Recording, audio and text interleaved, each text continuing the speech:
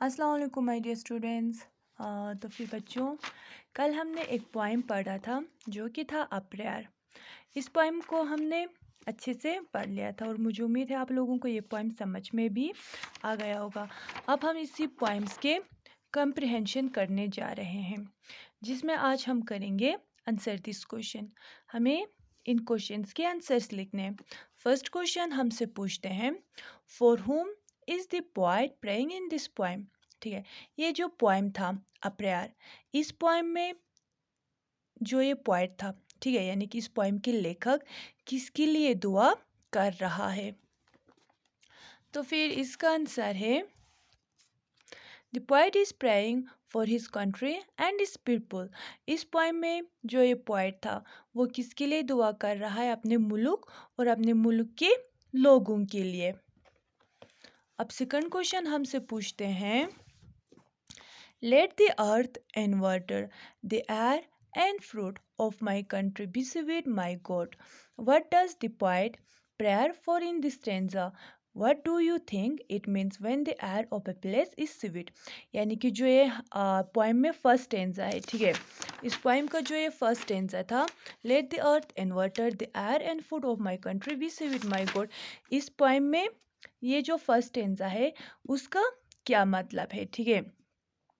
और second question हमसे पूछते हैं, इस पोएम में जो ये स्वीट वर्ड का इस्तेमाल हुआ है, यानी कि हमारे इस हवा को मीठा रखना, इस स्वीट का क्या मतलब है।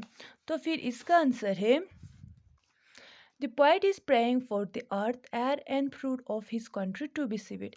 ये जो पोएट है, ठीक है, यानी कि वो किसके लिए दुआ कर रहा है इस फर्स्ट स्टेंजा में, अपने मुल्क के किसके लिए, वाटर के लिए, एयर के लिए, फ्रूट के लिए, ठीक है, वो हमेशा क्या रहे, मीठा रहे।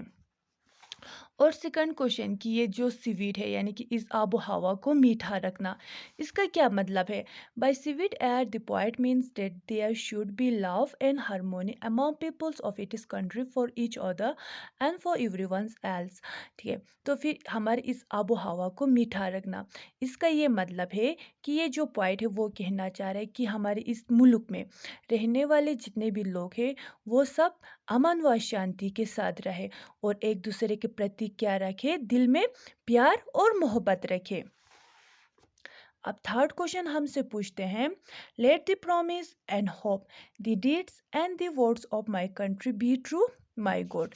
ठीक है, यानी कि जो इस पोएम का लास्ट थर्ड वाला स्टेंजा है, let the promise and hope the deeds and words of my country be true my God, जो हमने वादे किए हैं और जो हमारी ऑनेस्टी है हमारी कंट्री की तरफ वो बरकरार रहे। What does the poet wish for in this stanza, इस स्टेंजा में पोएट क्या विश कर रहा है, यानी कि क्या उम्मीद कर रहा है। The word true has two meaning here, यहाँ पे जो ये वर्ड है ट्रू का, यहाँ पे दो मीनिंग निकलता है। व्हाट आर दोस, और ये दो मीनिंग कौन कौन से हैं। तो फिर इसका आंसर हमने कुछ इस तरह से लिखे हुए, थर्ड ए का आंसर हमारा है the poet wish for the dreams and hopes of his country man and women to come true.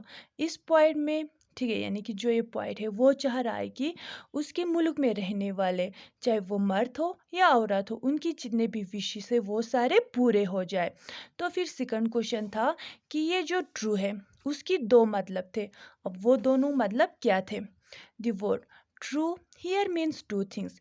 अब हमसे क्वेश्चन में ही पूछा जा रहा था कि ये जो ट्रू था उसकी दो मीनिंग थे, वो इस तरह से, the poet wants the dreams and hopes of all the people of his country to come true. First ये कि जो ये पोएट है वो ये चाह रहा है कि उसकी मुल्क में रहने वाले जितने भी लोग हैं उन सब की जितने भी ड्रीम्स है वो सारे पूरे हो जाए। At the same time he also wants the deeds and words of the people of the country to be honest. और सेकंड ये ट्रू का मतलब ये है कि ये जो पोएट है वो ये चाह रहा है कि उस कंट्री में रहने वाले जितने भी लोग हैं वो अपने कंट्री की तरफ क्या रहे, ईमानदार रहे, यानी कि ऑनेस्ट रहे। और फोर्थ क्वेश्चन हमसे पूछते हैं, how can the leaves and hearts of the people be one. तो फिर कैसे इस कंट्री में रहने वाले उनके दिल एक हो सकते हैं।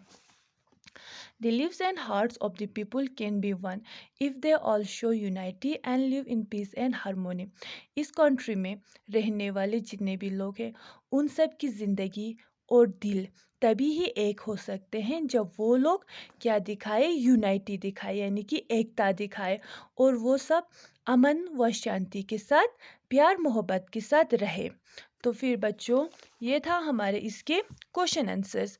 मुझे उम्मीद है आप लोगों को ये क्वेश्चन आंसर समझ में आ गए होंगे।